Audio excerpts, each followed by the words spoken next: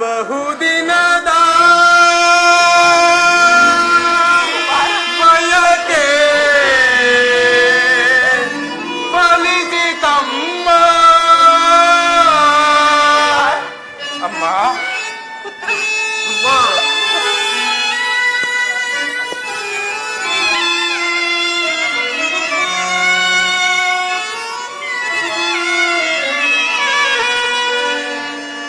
ಬಹುದಿನದ ಬಯಕೆ ಫಲಿಸಿತಮ್ಮ. ಬಯಸಿದ ದರ್ಶನವು ಲಭಿಸಿತಮ್ಮ. ಬಹುದಿನದ ಬಯಕೆ ಫಲಿಸಿತಮ್ಮ. ಅಮ್ಮ ಕರುಣೆಯ ತೋರಿದೆ ಕುವರನ ಪೊರೆ. ಅಮ್ಮ ಕರುಣೆಯ ತೋರಿದೆ ಕುವರನ ಪೊರೆಗೆ ಎಂದಿಗೈರುಳವ ತೀರಿಸೀನ. ಎಂದಿಗೈರುಳವ ಜನಿಸಿದವರು ಕ್ಷಣವೇ ಜಲಜಲೇ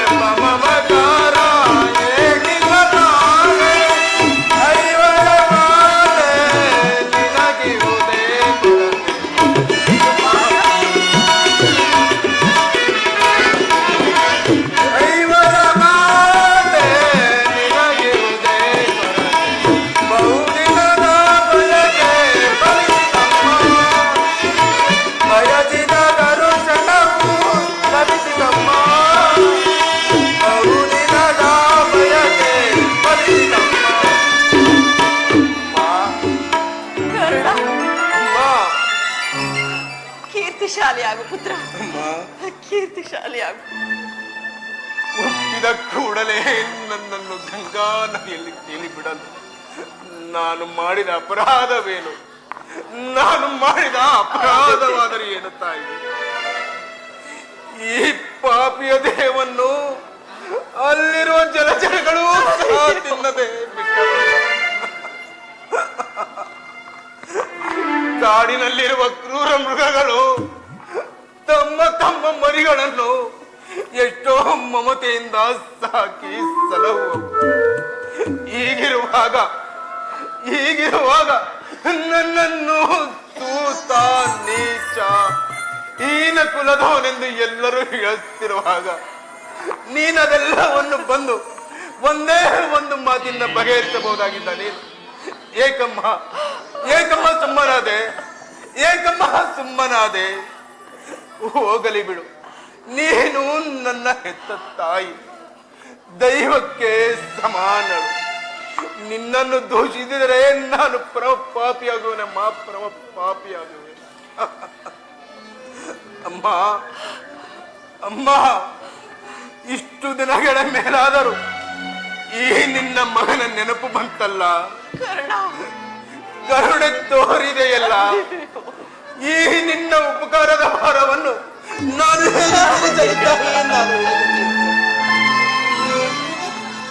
ಕಂದ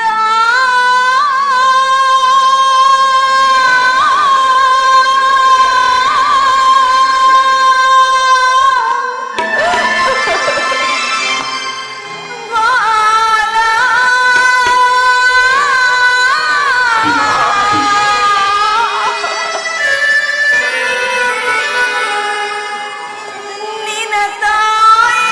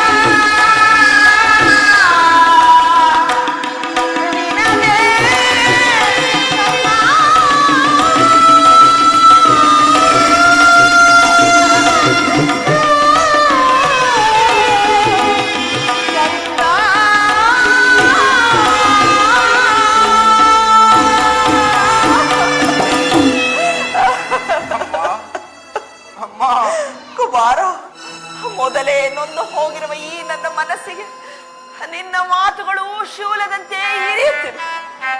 ಇದುವರೆಗೂ ನೀನು ಬದುಕಿರುವ ವಿಚಾರವೇ ನನಗೆ ತಿಳಿದಿರಲಿಲ್ಲ ಪುತ್ರ, ತಿಳಿದಿರಲಿಲ್ಲ. ಈಗ ತಾನೇ ಶ್ರೀಕೃಷ್ಣನಿಂದ ನಿನ್ನ ವಿಚಾರವನ್ನು ತಿಳಿದು ನಿನ್ನನ್ನು ನೋಡಲು ಓಡೋಡಿ ಬಂದಿದ್ದೆ. ಬಾಲ್ಯದಲ್ಲಿ ನೀನು ಅದೆಷ್ಟು ಕಷ್ಟಪಟ್ಟೆಯೋ, ಅದೆಷ್ಟು ಸಂಕಟಪಟ್ಟೆಯೋ, ಇವಕ್ಕೆಲ್ಲವೂ ನಾನೇ ಕಾರಣಳು. ನನ್ನನ್ನು ಕ್ಷಮಿಸು ಪುತ್ರ, ನನ್ನನ್ನು ಕ್ಷಮಿಸು ಕುಮಾರ, ಕ್ಷಮಿಸು. ಅಮ್ಮ, ನೀನು ಈ ರೀತಿ ಮಾತನಾಡುವುದು ಬಾಲಕನಾದ ನನಗೆ ಶ್ರೇಷ್ಠಕರವಲ್ಲ. ನಾನು ಹತಭಾಗ್ಯನಮ್ಮ. ನನ್ನ ಕರ್ಮಕ್ಕೆ ನೀನೇನು ತಾನೇ ಮಾಡಿ ನಿನ್ನ ಪಾದ ಸೇವೆಗಳನ್ನು ಮಾಡುತ್ತಿರುವ ಆ ಪಾಂಡವರಲ್ಲವೇ ಸುಕೃತಶಾಲಿಗಳು.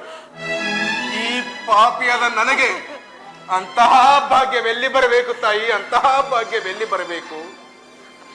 ಕುಮಾರ್, ಅಮ್ಮ, ಆಗಿತ್ತು ಆಗಿ ಹೋಯ್ತು. ಈಗಲಾದರೂ ಪಾಂಡವರೊಡನೆ ಸೇರಿ ಸಂತೋಷದಿಂದ ಬಾಳುವಿಯಂತೆ. ಸೌಭ್ರಾತೃದಾನ ಮಾಡು ಕರ್ಣ, ಸೌಭ್ರಾತೃದಾನ ಮಾಡು. ಅಮ್ಮ, ಇದೊಂದು ಮಾತನ್ನು ಬಿಟ್ಟು ಮತ್ತೇನಾದರೂ ಕೇಳು, ನಡೆಸಿಕೊಡುವೆನು. ಆದರೆ ನಾನು ಜೀವಿಸಿರುವ ತನಕ ಸ್ವಾಮಿ ದ್ರೋಹವನ್ನು ಮಾತ್ರ ಮಾಡಲಾರೆ. ಹೆತ್ತ ತಾಯಿಯಾದ ನಾನೇ ಬಂದು ನಿನ್ನಲ್ಲಿ ಭಿಕ್ಷೆ ಬೇಡುತ್ತಿರುವೆನು ಪುತ್ರ. ಪಾಂಡವರ ಮೇಲೆ ವೈರ ತೋದು ಕಡೆ ಮಗನೇ, ಅವರನ್ನು ಉಳಿಸು ಕುಮಾರ, ಅವರನ್ನು ಉಳಿಸು. ಅಮ್ಮ, ನೀನು ವೀರಮಾತೆ. ಅಮ್ಮ, ನೀನು ವೀರಮಾತೆ. ನೀನೇ ಹೇಳು, ಪೊರೆದಾತನನ್ನು ತೊರೆಯುವುದೇ? ಆತನು ನನ್ನನ್ನೇ ನಂಬಿ ಇದ್ದ ಹುಡಿರುವಾಗ, ಆತನ ಸಕಲ ಕಾರ್ಯಗಳು ನನ್ನಿಂದಲೇ ಸಾಧಿಸಬೇಕಾಗಿರುವಾಗ ಇಂತಹ ಸಂಬಂಧವನ್ನು ಕಲ್ಪಿಸಿಕೊಂಡು ಆತನನ್ನು ತೊರೆದರೆ ನಾನು ಕೊಲೆಪಾತಕ್ಕಿಂತಲೂ ಕಡೆಯಾಗುವುದಿಲ್ಲವೇ ತಾಯಿ? ಅಮ್ಮ, ಇದರಿಂದ ನನ್ನ ತಂದೆ ತಾತಂದಿರು ನರಕಕ್ಕೆ ಬೀಳದಿಹರೆ. ನಾಳೆ ಹುಟ್ಟುವ ಮಕ್ಕಳು ಮೊಮ್ಮಕ್ಕಳು ಕರ್ಣನಿಂತಹ ನೀಚನೆಂದು ಶಪಿಸದಿಹರೆ. ಅಮ್ಮ, ಇಂತಹ ಸನ್ನಿವೇಶದಲ್ಲಿ ವೀರಮಾತೆಯಾದ ನೀನು ಹಿತಬೋಧನೆಯನ್ನು ಮಾಡು ತಾಯಿ, ಹಿತಬೋಧನೆಯನ್ನು ಮಾಡು. ಹೇಳುತ್ತಿರುವ ಮಾತುಗಳು ಅಕ್ಷರ ಸಹ ಸತ್ಯ. ಆದರೆ ಪಾಂಡವರು ನಿನ್ನ ಸಹೋದರರಲ್ಲ, ಅವರ ಕ್ಷೇಮ ನಿನ್ನ ಕ್ಷೇಮವಲ್ಲವೇ? ನೀವಾರು ಜನರು ಸೇರಿ ರಾಜ್ಯಭಾರ ಮಾಡುವುದನ್ನು ನಾನು ಕಣ್ತುಂಬ ನೋಡಿ ಸಂತೋಷ ಪಡಬೇಡವೇ ಪುತ್ರ, ಪಡಬೇಡವೇ? ಅಮ್ಮ, ಆ ಸಹೋದರ ಎಂಬ ಭಾವನೆಯೇ ನನ್ನಲ್ಲಿರಲಿಲ್ಲ. ನೀನು ಎಳೆತನದಲ್ಲಿ ನಿಷ್ಕರುಣೆಯಿಂದ ಬೆಳೆಸಿದ ಸಸಿಯು ಪೋಷಿಸುವರಿಲ್ಲದೆ ಒಣಗಿ ಹೋಗಿರುವುದು ಪುನಃ ಚಿಗುರುವುದೇ ತಾಯಿ. ಮಮಂ ಪ್ರಾಣಾಹಿ ಪಾಂಡವಂ ಎಂದು ಶ್ರೀಕೃಷ್ಣ ಪರಮಾತ್ಮನು ಹೇಳಿರುವಾಗ ಅವರ ಪ್ರಾಣಕ್ಕೆ ಭಯವೆಲ್ಲಿದೆಯಮ್ಮ? ಬಿಡು ನಿನ್ನ ವ್ಯತೆಯನ್ನು. ಕುಮಾರ್, ಲೋಕೈಕ ವೀರನಾದ ನೀನು ಆ ಕೌರವರೊಡನೆ ಸೇರಿ ಪಾಂಡವರ ಮೇಲೆ ಹಾಗೆ ಸಾಧಿಸುತ್ತಿರುವಾಗ ಭಯಪಡದೆ ಹೇಗಿರಲಿ ಕರ್ಣ, ಭಯಪಡದೆ ಹೇಗಿರಲಿ. ಹೋಗಲಿ, ನಾಳೆ ನಡೆಯಲಿರುವ ಭಯಂಕರವಾದ ಯುದ್ಧದಲ್ಲಿ ಆದರೂ ಪರಾತ್ಮಕನಾಗು ಪುತ್ರ, ಪರಾತ್ಮಕನಾಗು. ಅಮ್ಮ, ಹೆತ್ತ ಕರುಳಿನ ಬಾಧೆಯನ್ನು ನಾ ಬಲ್ಲೆ, ಸತ್ಯ ಸಾಕ್ಷಿ ಧರ್ಮವನ್ನು ನಾ ಬಿಡಲೊಲ್ಲೆ, ಸತ್ತ ಕಡೆಯೋ ಕರ್ಮದಾದಿಗೆ ನಾ ತಾಲಿಡಲೊಲ್ಲೆ. ಇದೋ ಕೊಡುವೆನು ಬಾಲ್ಯನು, ಬಿಡು ಚಿಂತೆಯನು ಜನನೇ.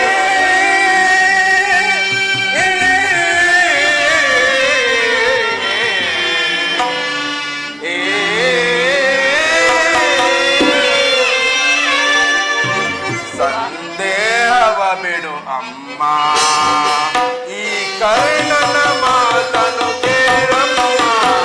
ಸಂದೇಹವ ಬಿಡು ಅಮ್ಮ.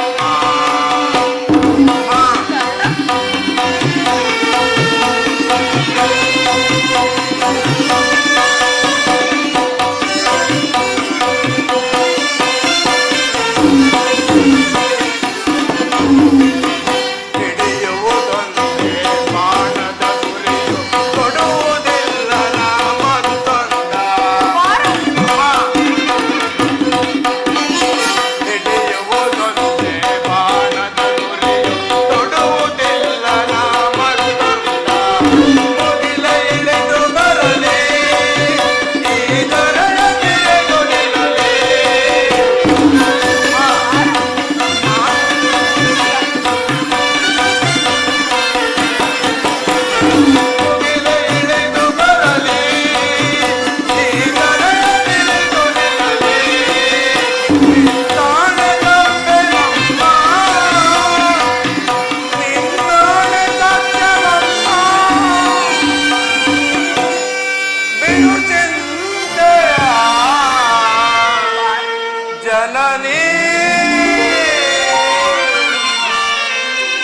ಅಮ್ಮ, ಈ ಕರ್ಣನಂತಹ ನೀಚನಲ್ಲ, ಪೌರುಷವಿರೋ ತನಕ ಹೋರಾಡಿ ಆ ನನ್ನ ಸ್ವಾಮಿಗಾಗಿಯೇ ಮಡಿಯುವೆನು.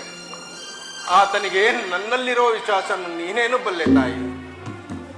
ಈ ಪ್ರಪಂಚವೆಲ್ಲವೂ ನನ್ನನ್ನು ದೂಷಿಸಿ ದೂಡಿಬಿಟ್ಟಿದ್ದಾಗ ಕುಲಹೀನನಾದ ನನ್ನನ್ನು ಉದ್ಧಾರ ಮಾಡಿ ಅಂಗರಾಜ್ಯಕ್ಕೆ ಪಟ್ಟಾಭಿಷೇಕ ಮಾಡಿದನಲ್ಲವೇ. ಇಂತಹ ಸಂಬಂಧವನ್ನು ಕಲ್ಪಿಸಿಕೊಂಡು ಆತನನ್ನು ತೊರೆಯುವುದು ಧರ್ಮವೇ ತಾಯಿ. ಸರ್ವತಾ ಆಗಲಾರದು, ನಾನು ಪರನ್ಮುಖನಾಗಲಾರೆ. ಹೋಗಲಿ ಬಿಡು ಪುತ್ರ. ನಾಳೆ ನಡೆಯಲಿರುವ ಭಯಂಕರವಾದ ಯುದ್ಧದಲ್ಲಿ ಯಾರು ಪಾಂಡವರು ನಿನ್ನ ಕೈಯಲ್ಲಿ ಸಿಕ್ಕರೆ ಅವರನ್ನು ಕೊಲ್ಲಬೇಡ ಕರ್ಣ, ಕೊಲ್ಲಬೇಡ. ಅವರನ್ನು ಉಳಿಸು ಕುಮಾರ, ಉಳಿಸು. ಆಗಬಹುದು ತಾಯಿ, ಯಾರನ್ನು ಬೇಕಾದರೂ ಉಳಿಸುವೆನು. ಆದರೆ ಆ ನನ್ನ ಪರಮವೈರಿಯಾದ ಅರ್ಜುನನನ್ನು ಮಾತ್ರ ಉಳಿಸಲಾರೆ. ಅರ್ಜುನನ ಮೇಲೆ ನಿನಗೆ ಅಷ್ಟೊಂದು ದ್ವೇಷ? ಹೌದು ತಾಯಿ, ಆತನೊಡನೆ ಯುದ್ಧ ಮಾಡುವುದನ್ನು ಆ ನನ್ನ ಸ್ವಾಮಿ ನೋಡಿ ಸಂತೋಷ ಪಟ್ಟರೆ ಆಗ ಆಗ ನನ್ನ ಜನ್ಮ ಸಾರ್ಥಕವಾಗುವುದು. ಅಮ್ಮ, ಈ ಪ್ರಪಂಚದಲ್ಲಿ ನಮ್ಮಿಬ್ಬರಲ್ಲಿ ಒಬ್ಬರಿಗೆ ಮಾತ್ರ ಸ್ಥಳಾವಕಾಶವಿರುವುದು. ಅರ್ಜುನನಿಂದ ನಾನೇ ಮೃತಪಟ್ಟರು, ಒಂದು ವೇಳೆ ಅರ್ಜುನನೇ ಮೃತಪಟ್ಟರು ನಿನಗೆ 5 ಮಕ್ಕಳು ಉಳಿದೇ ಉಳಿದಿರೋ ತಾಯಿ, ಚಿಂತಿಸಬೇಡ. ಹೋಗಲಿ ಬಿಡು ಪುತ್ರ, ಹೋಗಲಿ ಬಿಡು. ಹಾಯಸ್ಸಿದ್ದವರು ಎಲ್ಲಿಯಾದರೂ ಬದುಕಿಕೊಳ್ಳಲಿ. ಹೆತ್ತ ಹೊಟ್ಟೆಗೆ ಅದೇ ಸಂತೋಷ. ಕಟ್ಟ ಕಡೆಯದಾಗಿ ನನ್ನದೊಂದು ಮಾತನ್ನು ನಡೆಸಿಕೊಳ್ಳಿ ಆ ಪುತ್ರ. ಹೇಳು ತಾಯಿ, ಇದರಿಂದಲಾದರೂ ನನ್ನ ಹೆತ್ತ ತಾಯಿಯ ಋಣವನ್ನು ತೀರಿಸುವೆನು. ಸತ್ಯವಾಗಿ ನಡೆಸಿಕೊಳ್ಳಿ ಆ ಮಗನೇ. ಅಮ್ಮ, ಈ ಕರ್ಣನು ನಿನ್ನ ಮಾತನ್ನು ನಡೆಸಿಕೊಡಲಾರದ ಕಡು ಪಾಪಿ ಎಂದು ಭಾವಿಸಿದೆಯೇ?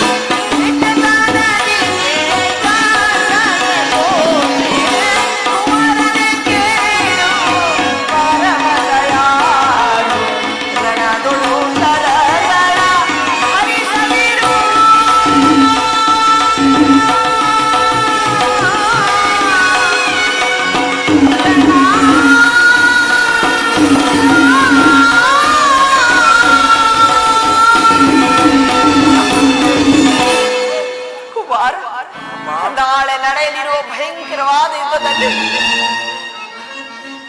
ನೀನು ತೊಟ್ಟ ಬಾಣವ ಪುನಃ ತೊಡಬೇಡ ಕರ್ಣ, ತೊಡಬೇಡ.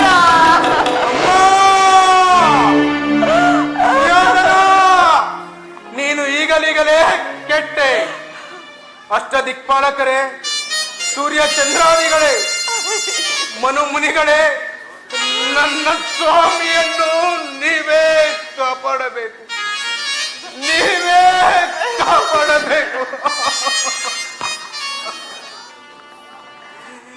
ಶ್ರೀಕೃಷ್ಣ ಪರಮಾತ್ಮನು ನನ್ನ ಜನ್ಮ ವೃತ್ತಾಂತವನ್ನು ತಿಳಿಸಿ ನನ್ನ ಹೃದಯದ ಧೈರ್ಯವನ್ನೇ ಕಿತ್ತುಕೊಂಡನು.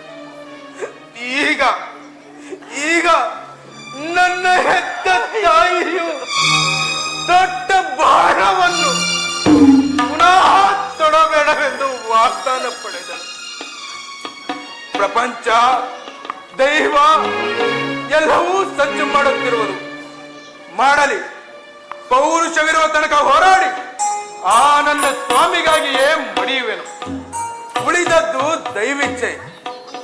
ಅಮ್ಮ ಕುಮಾರ, ಅಮ್ಮ, ಶ್ರೀಕೃಷ್ಣ ಪರಮಾತ್ಮನ ಕುಟಿಲೋಪಾಯವು ಫಲಿಸಿತು. ಈ ಯುದ್ಧದಲ್ಲಿ ನಮಗೆ ಜಯವಿಲ್ಲ. ಅಮ್ಮ, ನಿಮ್ಮೆಲ್ಲರ ಸಂತೋಷವಿದ್ದಂತೆಯೇ ಆಗಲಿ. ಅಮ್ಮ ಅಮ್ಮ, ಕುಮಾರ, ಹೆತ್ತ ತಾಯಿಯ ಪ್ರಥಮ ದರ್ಶನವು ಹಿಂದೆ ಆದಂತಾಯಿತು. ಕುಮಾರ, ಪುನಃ ನಿನ್ನ ನೋಡುವ ಭಾಗ್ಯ ಲಭಿಸುವುದೋ ಇಲ್ಲವೋ? ಕುಮಾರ, ಅಮ್ಮ, ಕಡೆಯದಾಗಿ ನನ್ನದೊಂದು ಮಾತನ್ನು ನಡೆಸಿಕೊಡಬೇಕೆಂದು ಅತಿ ವಿನಯದಿಂದ ಪ್ರಾರ್ಥಿಸುವೆನು ತಾಯಿ. ಅದೇನು ಹೇಳು ಪುತ್ರ, ಸತ್ಯವಾಗಿಯೂ ನಡೆಸಿಕೊಡುವೆನು ಕಂದ. ಅಮ್ಮ, ಈ ಯುದ್ಧವು ಮುಗಿಯುವ ತನಕ ನಾನು ನಿಮ್ಮ ಮಗನೆಂಬ ವಿಚಾರವನ್ನು ಯಾರಲ್ಲಿಯೂ ಹೇಳಬೇಡ ತಾಯಿ. ದೈವವಶಾತ್ ನಾನೊಂದು ವೇಳೆ ಮೃತಪಟ್ಟರೆ, ಹೌದು ತಾಯಿ, ನಾನೊಂದು ವೇಳೆ ಮೃತಪಟ್ಟರೆ ಸತ್ಯ ಸಂದನನಾದ ಧರ್ಮರಾಯನ ಕೈಯಿಂದಲೇ ನನ್ನ ಉತ್ತರಾಕ್ರಿಯಾದಿಗಳನ್ನು ಮಾಡಿಸಬೇಕೆಂದು ಅತಿ ವಿನಯದಿಂದ ಪ್ರಾರ್ಥಿಸುವೆನು ತಾಯಿ. ಇಂತಹ ಸಂಕಟ ನಾಶಗಳಿಂದಲೇ ಈ ಸಾಮ್ರಾಜ್ಯ ಉಳಿಯುವುದಾದರೆ ಅಂತಹ ಸಾಮ್ರಾಜ್ಯವು ಈ ಪ್ರಪಂಚದಿಂದಲೇ ನಾಶವಾಗಿ ಹೋಗಲಿ.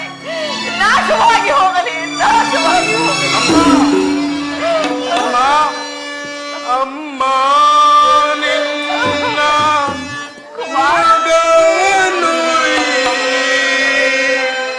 ಯುಗದಿ ಕಾಣಲಾರೆಯೆಂದು.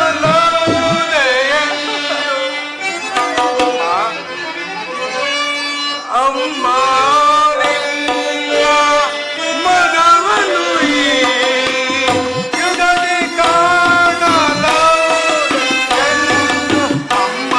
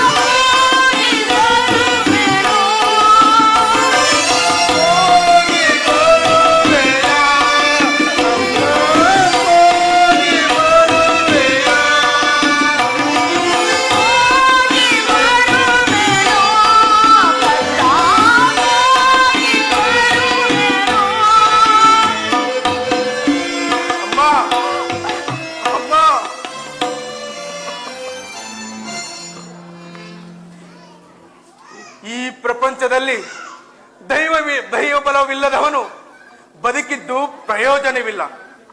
ನಾನು ಈಗಲೇ ಯುದ್ಧ ಭೂಮಿಗೆ ಹೋಗಿ ಪೌರುಷವಿರುವ ತನಕ ಹೋರಾಡಿ ಆ ನನ್ನ ಸ್ವಾಮಿಗಾಗಿಯೇ ಮಡಿಯುವೆನು. ಉಳಿದದ್ದು ದೈವಿಚ್ಛೆ.